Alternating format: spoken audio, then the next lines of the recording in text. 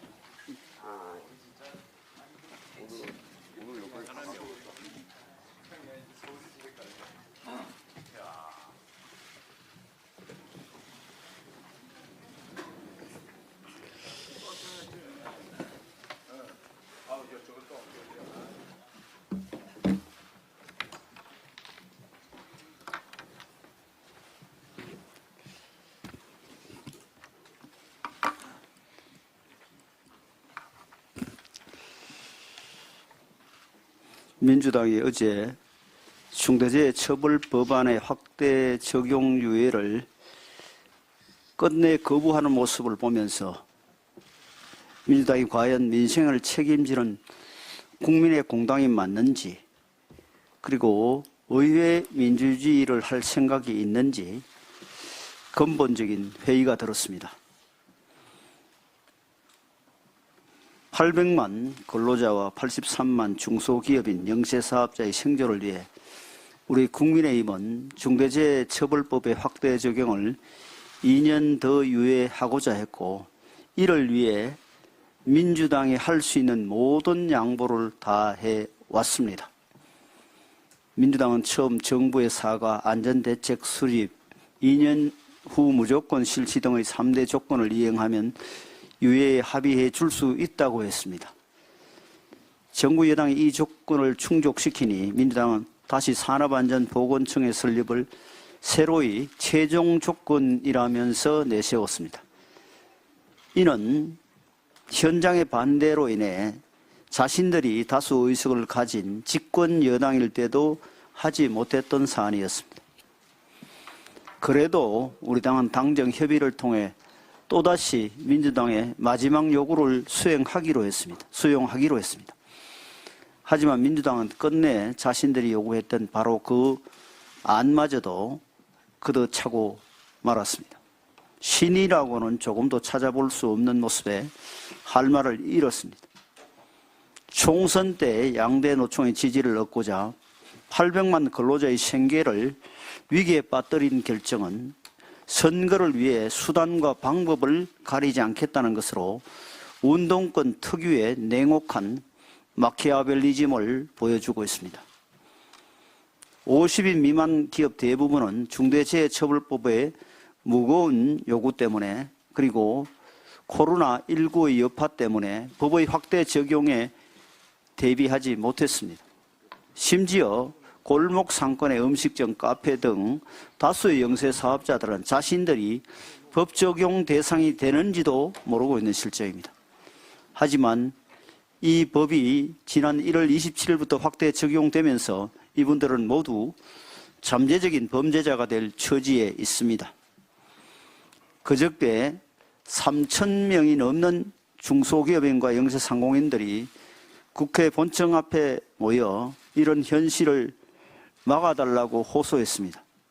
입법부가 800만 근로자와 83만 중소기업인의 호소를 듣지 않는다면 왜 존재하는 것입니까? 민주당이 국민의 공당이 될지 아닐지를 다시 한번 생각해 주시기 바랍니다. 윤석열 대통령은 어제 의료개혁을 주제로 8번째 민생토론회를 개최하고 지역 필수 의료 4대 정책 패키지와 대통령 직속 의료개혁 특별위원회 설치 등을 발표했습니다. 4대 정책 패키지는 의료 인력 확충, 지역 의료 강화, 의료사고 안전망 구축, 보상체계 공정성 제고 등으로 이루어집니다. 주요 내용만 소개하면 우선 2035년 기준 15,000명이 부족할 것으로 예상되는 의사 수급 상황을 고려해 내년부터 의대 입학 지원을 신축적으로 확대해 나갈 예정입니다. 지역 의료 강화에서 가장 중요한 내용은 계약형 지역의사 제도 도입입니다. 지역 인재 전형 역시 현행 40%에서 대폭 상향됩니다.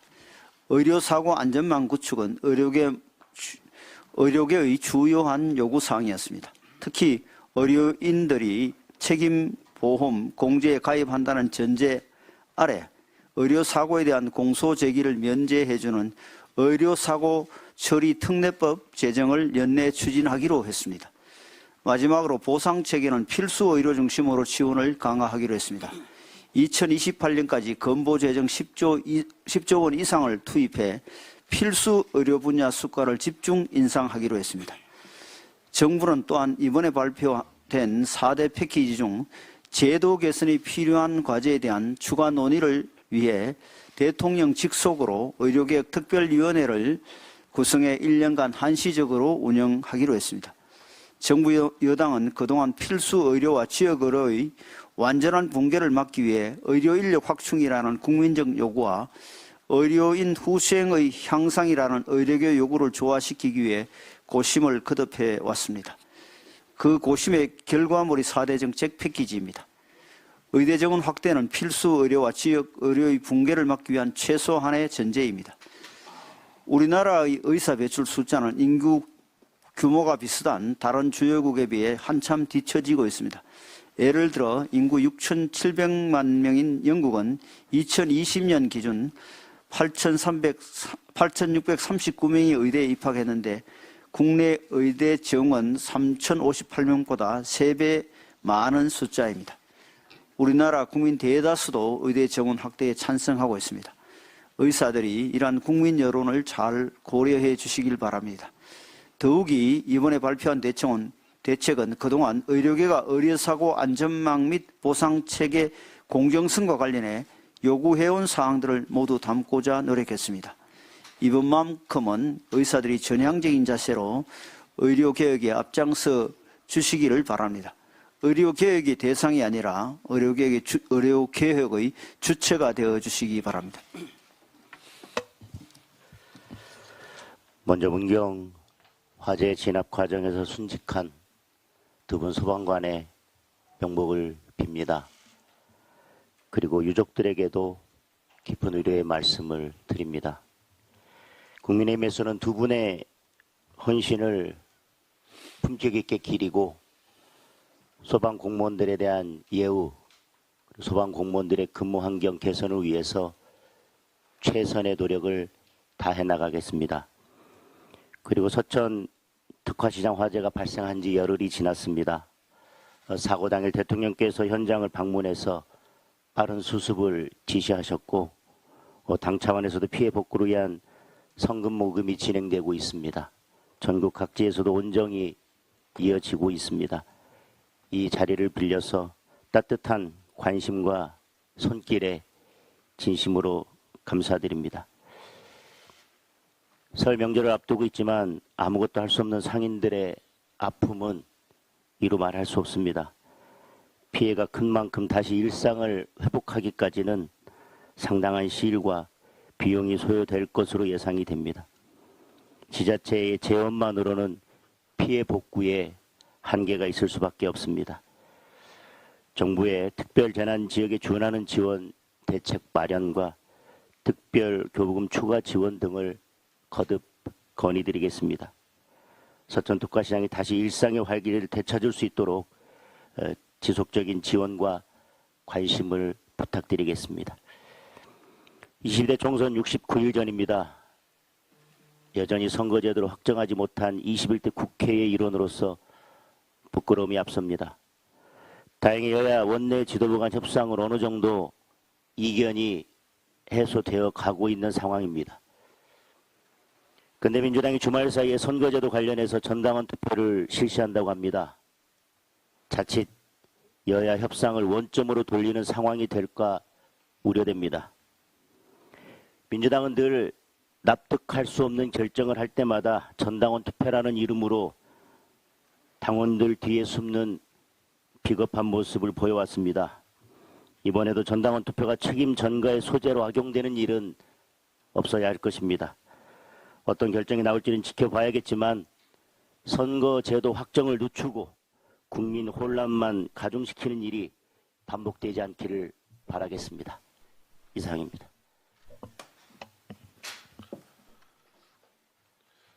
(21대) 국회 임기가 얼마 남지 않은 지금 국회는 민생의 장이 아닌 정쟁의 장으로 전락하고 있습니다. 지난 29일 민주당을 비롯한 야당은 국회 정무위원회 전체회의를 일방적으로 개최했습니다. 또한 어제는 농해수위 전체회의를 열어 양곡관리법, 농산물 가격 안정법, 농어업 회의소법, 한우법 등 쟁점 법안을 안건조정위에 이어 또다시 일방적으로 의결하였습니다. 특히 어제 민주당이 강행 처리한 양곡관리법 개정안은 쌀 의무 매입제를 강제한다는 점에서 앞서 적법한 절차를 거쳐 폐기된 양곡관리법 시즌2에 불과합니다. 이는 사회적 갈등을 불러일으키며 과도한 재정을 투입하면서도 쌀값 안정 효과는 떨어지는 악법입니다. 이재명 당대표 취임 첫날 우리 국민의힘과 정책 경쟁으로 승부하겠다고 공언했지만 민주당은 제21대 국회가 마무리되는 현재까지 정책보다 정쟁만 일삼고 있습니다. 이제 21대 국회가 얼마 남지 않았습니다. 정쟁 때문에 고준위 방사성 폐기물 특별법안, 수출입은행법 개정안, 유통산업발전법 개정안 등 국민들의 삶을 위한 민생 법안들의 처리를 더 이상 미룰 수 없습니다.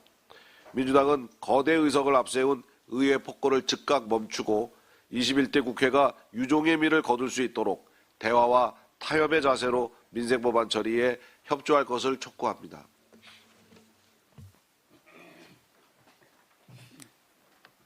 발언하시죠. 예. 송원석 의원. 이거 하나 잡아드리겠습니다.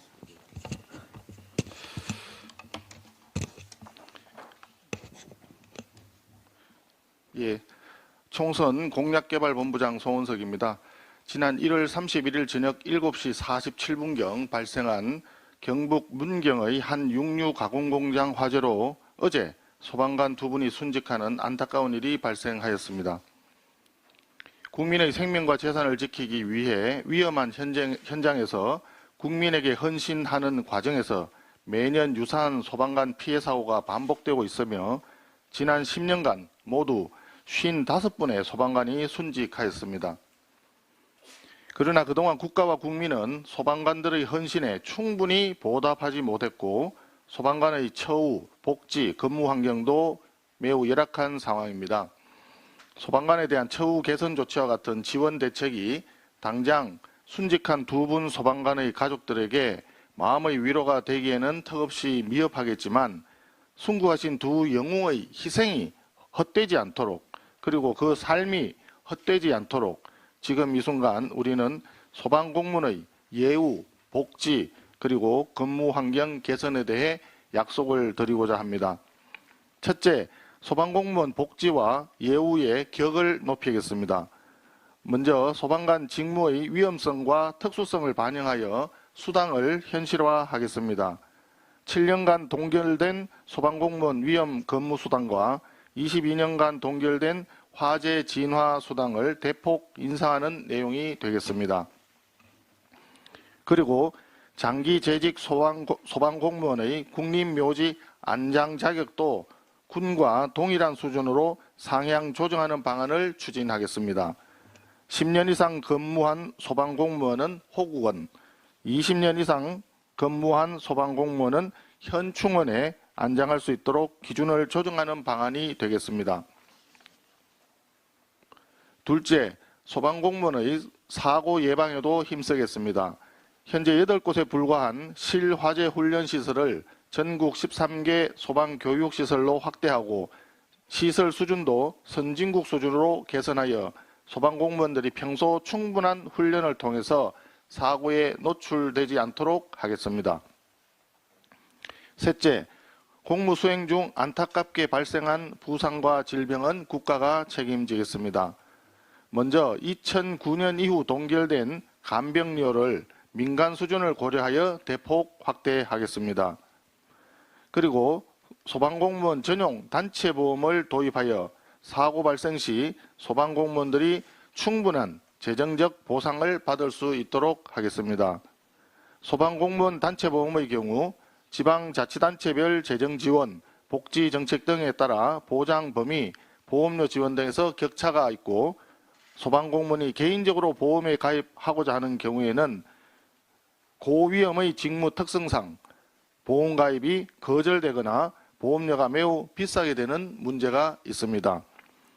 이에 국가가 나서서 소방공무원들에게 꼭 필요한 단체보험을 만들어 드리려는 것입니다. 아울러 현재 강릉에 짓고 있는 소방심신수련원을 전국의 4대 권역별로 확대하여 트라우마에 시달리는 소방공무원이 맞춤형 치료와 치유를 받을 수 있도록 하겠습니다. 국민의 안전은 국민의 안전을 담당하는 공무원들이 얼마나 건강한지 또 얼마나 안전한지에 달려 있습니다. 우리 국민의힘은 국민의 안전을 책임지는 소방공무원들에게 든든한 힘이 되어드리도록 하겠습니다.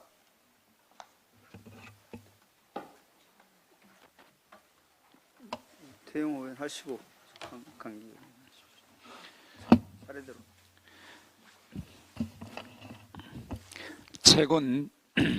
최근 윤미향 의원실에서 주최한 국회 토론회에서 평화를 위해서라면 북한의 전쟁관도 수용한다. 북한의 전쟁은 정의 전쟁관. 북한의 무력 통일 결심에 우리도 그 방향으로 맞춰야 한다는 등 여기가 평양인지 서울인지 귀를 의심할 만한 발언들이 쏟아져 나왔다고 합니다. 토론회에선 대한민국을 지키는 마지막 보루인 한미동맹 체제에 대한 불만의 목소리도 쏟아져 나왔다고 합니다. 이 뉴스는 북한에도 전달됐을 테고 지금쯤 아마 김정은이 매우 흐뭇해할 것 같습니다. 참석자들의 성향에 대해 윤미향 의원이 몰랐을 리가 없습니다. 윤미향 의원 본인도 인사말로 윤석열 정부의 반북, 멸북 정책이 우리에게 걸림돌이 되고 있고 이를 이용하고 이득을 취하는 미국과 일본의 군사동맹 체제를 해결할 길을 이 토론회에서 열어봤으면 좋겠다고 했으니 같은 생각이었을 것입니다. 그러니 윤미향 의원이 이들의 발제, 토론자들의 발언을 안 말리지 않았겠습니까? 작년 9월에는 반국가단체인 제1번 조선인 총연합회 행사에서 대한민국을 남조선 괴뢰 도당이라 비난해도 아무 말도 안 했으니 더 말해 뭘 하겠습니까? 이번 일은 윤미향 의원 개인의 문제로 볼 일이 아닙니다. 북한 김정은이 대한민국 초토화, 적대적 두 국가 관계를 언급하며 곧박하고 선전선동을 펼치자 이에 전적으로 동조하는 운동권의 탈을 쓴 국내 종북 인사들이 얼굴을 내민 것으로 봐야 합니다. 운동권들이 왜 이렇게 종북 발언을 일삼고 국회에 허위 인턴을 등록해 국민 세금을 자신들의 호주머니로 가져가는지 어쩌면 그렇게 뻔뻔할 수 있을까 그 이유를 찾아보다 윤미향 의원이 출판 기념회에서 했던 말이 생각났습니다. 당시 윤미향 의원은 이해찬 전 민주당 대표가 자신에게 우린 운동하면서 자료를 다 태웠는데 왜 그걸 남겨뒀느냐 라고 말했다고 했고 이에 대해 본인은 내 앞에서 나를 막아주는 큰 벽이 있구나 뭘 해도 되겠구나 라고 생각했다 든든하다와 같은 희대의 명언을 남겼습니다. 범죄 행위도 막아주는 큰 든든한 벽이 있다는 마인드가 도덕성과 민주주의를 내세운 586 운동권의 파렴치한 민낯입니다. 도덕도 없고 정의도 없는 586 운동권 세력은 이번 22대 총선에서 국민들의 심판을 받아 그만 퇴장할 때가 되었습니다. 이상입니다. 네, 정혜인 의원님 하시고 정혜인. 앞에서 태영 의원님께서도 말씀하셨지만 저도 이어서 윤미향 사태에 대해서 말씀드리겠습니다. 원내부대표 정경희 의원입니다. 반일운동의 아이콘이라며 국회의원으로 당선되었으나 알고 보니 위안부 피해 할머니들 쓰시라고 국민들이 한 푼 두 푼 낸 성금으로 갈비 사 먹고 발 마사지나 받는 파렴치한 횡령범죄를 저지른 윤미향 의원. 이제는 국민 세금으로 운영되는 대한민국 국회에서 토론회를 빙자해 대놓고 종북 인사들의 말잔치를 열었습니다. 지난 1월 24일 윤미향 의원은 자신이 주최한 국회 토론회에서 윤석열 정부의 반북, 멸북 정책이 우리에게 걸림돌이 되고 있고 미국과 일본의 군사동맹 체제를 해결할 길을 이 토론회에서 열어봤으면 좋겠다고 인사말을 했습니다. 대한민국 안보의 핵심인 한미일 동맹을 해결해야 할 문제로 인식하는 사람이 대한민국 국회의원 맞습니까? 윤석열 정부의 반북, 멸북 정책이 우리에게 걸림돌이 되고 있다니 여기서 윤 의원이 말하는 우리는 북한을 뜻하는 겁니까? 윤 의원 국적이 조선민주주의 인민공화국입니까? 윤 의원이 인사말을 시작으로 그날 토론회에서는 믿기 어려운 종북 발언이 거침없이 쏟아져 나왔습니다. 특히 첫 번째 발제자 김광수 씨는 평소 6.25 전쟁은 남침이 아니라 통일전쟁이라고 주장해 국가보안법 위반으로 이미 2번이나 구속된 바 있는 인물로 이날 토론회에서도 북한의 전쟁은 영토 완전 정복을 통해 수복하겠다는 정의의 전쟁관이라며 북이 전쟁으로라도 통일을 결심한 이상 우리도 그 방향에 맞춰야 한다. 통일전쟁으로 평화가 만들어진다면 수용해야 한다 같은 경악할 발언을 쏟아냈습니다. 2024년 새해 벽두부터 유사시 핵을 동원해 남조선 전 영토를 평정하겠다고 협박한 북한 김정은의 망언에 동조하는 발언이 국회 공개석상에서 나온 겁니다. 김광수 씨의 이런 발표가 끝나자 현장에서는 박수까지 터져 나왔다고 하니 대한민국 국회가 김정은에게 충성맹세를 바치는 종북의 경연장이 되고 만 것 아니겠습니까? 윤미향 의원의 친북 성향은 작년 9월 반국가단체로 북한의 해외 조직이나 다름없는 친북단체 조총련이 주최한 간도학살 추모 행사에 참석한 것에서 이미 드러난 바 있습니다. 대한민국 국회의원 신분으로 친북 활동에 앞장서는 것도 모자라 이제는 국회까지 종북 인사들의 놀이터로 전락시킨 것입니다. 이뿐이 아닙니다. 윤미향 의원의 주변에는 국가보안법을 위반한 친북 인사들이 줄줄이 포진해 있습니다. 윤미향 의원의 남편 김삼석과 시누이 김은주는 이른바 남매 간첩단 사건의 당사자로서 남편 김삼석은 국가보안법 위반으로 징역 4년을 선고받고 복역한 바 있습니다. 윤미향의 시누이 김은주의 남편 최기영 역시 2006년 적발된 간첩 사건인 1심회 사건으로 징역 3년 6개월을 선고받은 자입니다. 윤미향의 전 보좌관 또한 2016년 베트남에서 북한 공작원과 접선한 정황이 포착되어 국가보안법 위반 혐의로 국정원의 내사를 받았습니다. 이 모든 것이 우연이겠습니까? 윤미향 의원은 국회의원 신분을 악용해 대한민국 국회에서 북한의 전쟁에 의한 무력 적화 통일을 평화로 인식하고 그것을 수용할 필요가 있다는 반체제 망언이 남발되도록 만든 것입니다. 이 행태만으로도 윤미향 의원은 대한민국 국회의원 자격을 이미 상실한 것이나 다름없습니다. 경찰에 요구합니다. 윤미향 의원을 비롯해 이 토론회와 관련된 20여 개 종북 단체의 국가보안법 위반 혐의를 즉각 수사하십시오. 더불어민주당에 요구합니다. 윤미향 의원처럼 명백한 종북 인사를 공천해서 대한민국 국회의원으로 만든 더불어민주당은 이 사태에 대해 국민께 사과하고 응분의 책임을 지십시오. 대법원에 촉구합니다. 위안부 피해 할머니들을 위한 성금을 횡령한 파렴치한 범죄로 2심에서도 징역형을 선고받은 윤미향 의원에게 대법원은 아직도 3심 판결을 내리지 않고 있습니다. 그러므로 윤미향이 계속해서 국회의원직을 유지할 수 있게끔 한 대법원은 이 사태에 대한 책임에서 결코 자유로울 수 없습니다. 하루빨리 사법 정의를 실천해 국민 앞에 당당한 대법원의 모습을 되찾으십시오. 이상입니다. 예, 강기훈 교수. 네, 보건복지위원회 강기훈 간사입니다. 어제 첨단재생 바이오법이 국회 본회의를 통과해 국내에서도 줄기세포 치료 등 첨단재생으로 치료를 받을 수 있는 길이 열리게 되었습니다. 첨단재생 바이오법은 2019년 제정되어 2020년 8월부터 시행되었으나 특정 질환에 제한되고 연구 이후에는 환자 치료에 이용할 수 없어서 지난 3년간 승인된 임상 연구는 37건, 연구 대상자는 665명에 그쳤습니다. 그 결과 환자 수요가 많은 영역은 매년 수십만 명이 해외 원정 치료를 양산했고 국내 음성적 시술의 비대화가 지속되었지만 제품화는 2020년 이후 국산 치료제 승인이 없었습니다. 윤석열 정부는 이러한 문제를 인식하고 고령층 어르신들을 비롯한 국민들의 건강권 확보와 함께 삶의 질 향상을 위해 불필요한 규제를 혁신하고자 작년 3월에 바이오 헬스 규제 혁신 과제로 선정하고 방안을 마련해 첨단재생 바이오법 개정을 추진해 왔습니다. 첨단 재생 의료는 줄기세포 치료, 유전자 치료, 인공장기 등을 포함하는 미래 의료의 핵심 기술입니다. 어제 개정안이 본회의를 통과하여 중대, 희귀, 난치 질환자가 첨단 재생 의료 치료를 국내에서도 받을 수 있게 되었을 뿐만 아니라 임상 연구에 대한 제한을 없애 바이오 산업계의 오랜 수건이 획기적으로 해결됨에 따라 K바이오 활성화를 기대할 수 있게 되었습니다. 정부는 본회의를 통과한 첨단 재생 바이오법 개정에 대한 내용을 차근차근 잘 준비해 K바이오 생태계를 조성하고 산업을 활성화시키고 국민들에게 안전성과 유효성이 확보된 첨단 재생 바이오 치료를 받아 삶의 질이 향상될 수 있도록 시행에 만전을 기해 주시기 바랍니다. 이상입니다.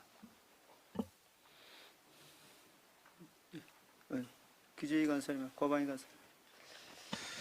예, 기재위 간사 유성글 의원입니다. 어제 조금 전에 원내 수석 부대표께서도 말씀을 하셨습니다만 민주당은 제2욕구로 인해서 폐기된 양곡관리법을 농림축산식품해양수산위원회에서 단독으로 처리를 했습니다. 민주당은 지난해 폐기된 법안과 다르다고는 하지만 본질적으로 남는 쌀을 공공부문이 사들이는 정부의 시장 개입 조치를 담고 있습니다. 1인당 쌀 소비량이 지금 39년째 지금 계속 감소를 하고 있습니다.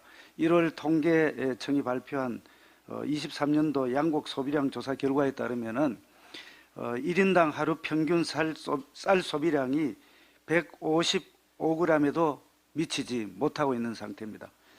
한국농촌경제연구원이 양곡관리법이 시행될 경우에 당장에 전체 38만 톤이 넘어가고 또 60만 톤을 격리해야 된다고 이렇게 밝힌 바가 있습니다. 전체 예산으로 보면은 1조 원에서 2030년에는 1조 4천억까지 늘어날 것으로 이렇게 추산을 했습니다. 우리 경제가 회복 조짐을 보이고 있는 이때에 남아도는 쌀을 다시 사들이기 위해서 재정을 허투루 쓸 수는 없는 상황입니다. 식량 안보는 필요합니다. 그렇지만 식량 안보를 위해서라면 남아도는 쌀을 더 생산하도록 보조금을 줄 것이 아니라 고부가가치의 작물을 재배할 수 있도록 지원하고 농업 경쟁력을 제고할 수 있는 그런 방안이 강구되어야 하겠습니다.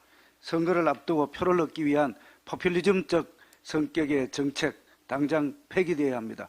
더불어민주당은 포퓰리즘 정책을 당장 그만두시고 민생 경제를 위한 정책에 매진해 주기를 촉구합니다. 이상입니다.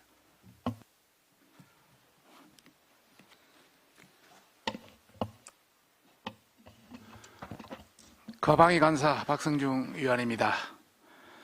몰래카메라 사기 취재를 자행한 최재형 목사, 통일TV 슬립에 북체제 찬양 선전하는 이적 표현물을 버젓이 송출했습니다. 이것은 국가보안법 위반입니다. 국가보안법 위반 통일TV 설립에 관련된 민주당 핵심 인사들을 색출하고 방심면 유튜브에 버젓이 남아있는 이적 영상물을 즉각 심의해서 삭제 조치하기 바랍니다. 몰래카메라 사기 취재를 자행해서 검찰 수사를 받게 된 최재형 자칭 목사가 북한 이적 영상물을 송출해서 지난해 1월 중단된 통일TV의 부사장이었던 것으로 드러났습니다. 통일TV는 문재인 정부 때 다수의 북한 체제를 찬양 선전하는 영상물을 IPTV에 송출했습니다. 2022년 8월부터 2023년 1월까지 여기서 지적을 했습니다. IPTV에 5개월간 송출했으며 특히 이 영상물은 최재형 목사 측이 북한과의 공급 계약을 맺고 받은 것으로 보입니다. 문제는 통일TV의 이적 영상물을 공급한 북한의 저작권 사무국과 선전선동부와의 대북 저작권 계약은 안보리 1718호, 2094호에 따라서 개인단체도 저촉돼서 자산을 압류할 수 있습니다. 또한 송출한 영상물에 북한의 사회주의 체제를 선전한 내용이 노골적으로 담겨 있으므로 국가보안법상 찬양 선전제 7조, 이적 표현물 반포죄 제7조 5항에 해당할 것이며 계약 자금을 전달했을 경우 관련 법령 및 기준, 안보리 및 미국 대북제재, 남북교류협력법, 특수자료 지급 지침 등에 따라서 처벌을 할 수 있습니다. 그런데도 문재인 정부는 관련 법령을 형해화하고 최재형 자칭 목사가 반국가적인 인식으로 자유민주주의를 비하하고 북한은 반대로 미화하는 이적 영상물을 버젓이 송출하게 했으며 유튜브에는 아직까지 해당 영상물이 남아있는 상황입니다. 유튜브에 남아있는 해당 영상물에 보시면은 동의TV 이렇게 만화부터 또 북한의 어떤 그 체제 선전물을 우리의 어떤 경제 선동 활동으로도 표현하고 있고 또 북한의 어떤 경제 선동대를 북녘의 예술단이라 표현하고 있고 또 각각의 어떤 이런 동영상이 남아 있습니다. 다시 한번 말씀드리면 이러한 국가보안법 위반 행위를 서슴지 않고 저지른 자의 신뢰할 수 없는 일방적 주장과 몰카 사기 취재 영상을 공익 제보인 양 그대로 국민에게 전달한 민주당과 좌파 세력들은 정말 석고대죄해야 할 것입니다. 민주당과 반국가 세력들의 이율배반적인 행태에 강력히 경고합니다. 김혜경 법인카드 사적 유용, 김정숙 여사의 명품 옷 특할비 사용 문제들은 축소하면서 국가보안법을 위반해서 민주주의를 훼손하고 사기 취재, 사기 공작을 자행한 최재형의 주장을 부각하는 것은 국민을 기만하는 것입니다. 극단적 좌편향 유사 언론과 민노총 언론노조가 장악한 MBC 등에도 강력히 경고합니다. 조폭들이나 하는 짓을 저지른 서울의 소리와 최재형 목사가 제공한 불법 취재물을 무분별하게 사용한 것은 민주주의를 지탱하는 제4부인 언론이기를 포기한 것이라 다름없습니다. 이에 방송통신심의위원회는 중단된 통일TV의 영상물이 유튜브 해당 채널에 아직 남아있기 때문에 구글에 즉각 삭제 조치를 요구해야 하며 최재형 목사가 국기문란 사기 취재를 자행한 영상도 더 이상 확산하지 않도록 조치해야 합니다. 아울러 통일TV 설립에 연루된 문 정부의 핵심 인사들이 국가보안법 등의 관련 법령을 위반한 것에 대해서 엄단 수사할 것을 관계기관, 검, 경, 국정원, 외교부, 통일부 등에도 강력히 촉구하는 바입니다. 비대면 비공개로